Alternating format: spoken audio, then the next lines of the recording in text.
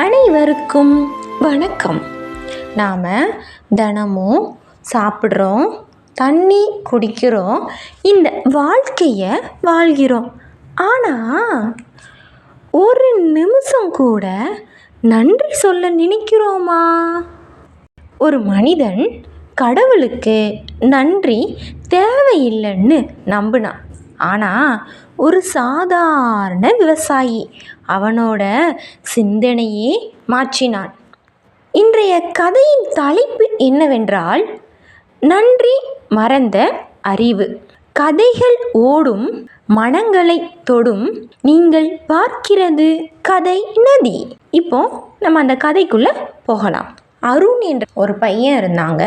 அவங்க பள்ளியிலையும் கல்லூரிகளிலும் எப்போதும் ஆளில் இருப்பாங்க. அறிவில் மிகவும் சிறந்தவன். ஆனால் மனசில் ஒரு சின்ன அகம்பாவம் மட்டும் அவனுக்கு இருந்துச்சு. ஒரு நாள் தன்னோட சொந்த ஊருக்காக பேருந்தில் பயணம் செஞ்சுட்டு இருக்கிறாங்க. அப்போது இரவு நேரம், எங்கே பார்த்தாலும் இருள் சூழ்ந்து இருக்குது. காற்றினுடைய சத்தம் மட்டும்தான் கேட்குது. திடீர்னு பேருந்து நின்றுட்டு. அப்போது நடத்துனர் சொல்கிறாங்க, பேருந்து பழுதாகி விட்டது, காலை வர்ற வரைக்கும் வேற வண்டி இங்கே வராது, இங்கேயே ஓய்விடுங்க அப்படின்னு சொல்லிட்டு போகிறாங்க. அருணுக்கு பசி தாங்க முடியலை. அவன் மெதுவாக பேருந்துலேருந்து இறங்கி அங்கே பக்கத்தில் ஒரு கிராமத்தை நோக்கி நடக்கிறான். சில நிமிடங்கள் கழித்து ஒரு சிறிய வீட்டின் முன்னாடி நின்றுட்டான்.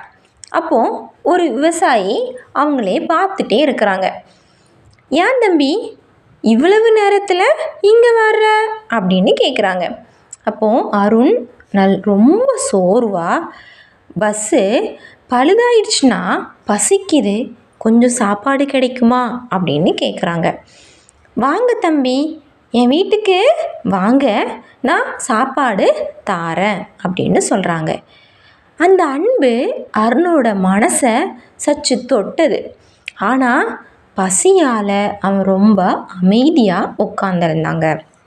அப்போது அந்த விவசாயினுடைய வீட்டில் சாதாரண உணவு தான். ஆனால் வீடு முழுவதும் அன்பு மட்டும் நிறைஞ்சு இருந்துச்சு.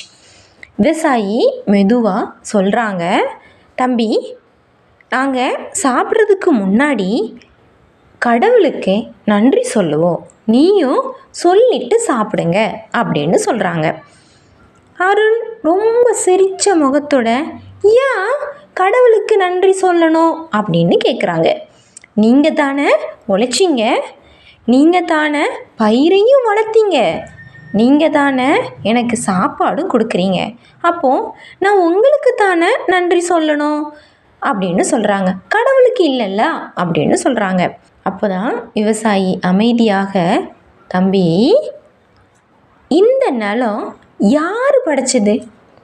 இந்த மழை யார் பெய்ய செய்கிறது? சூரியனு காற்று இல்லாமல் பயிர் வளருமா? இவை எல்லாமே கடவுளினுடைய அருள், நான் ஒரு கருவி மட்டும்தான் அப்படின்னு சொல்கிறாங்க.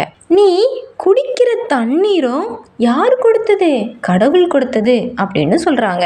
அந்த அளவுக்கு கொடுக்கிறவங்களை மறந்துட்டீங்கன்னா அது உண்மையான அறிவா தம்பி சொல்லுங்க அப்படின்னு சொல்கிறாங்க.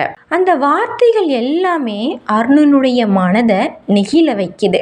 அவன் ரொம்ப வெக்கி தலை குனிஞ்சு இருக்கிறாங்க.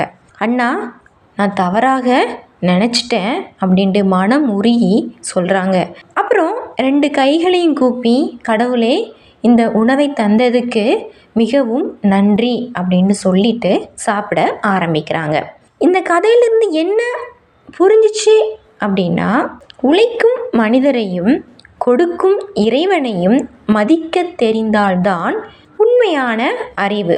அதனால் எல்லாரும் சாப்பிட்றதுக்கு முன்னாடி கடவுளுக்கு நன்றி சொல்லிட்டு சாப்பிடுங்க. இந்த கதை உங்கள் மனதை தொட்டிருந்தால் லைக் பண்ணுங்கள், உங்கள் கருத்துக்களை கமெண்டில் பகிருங்க.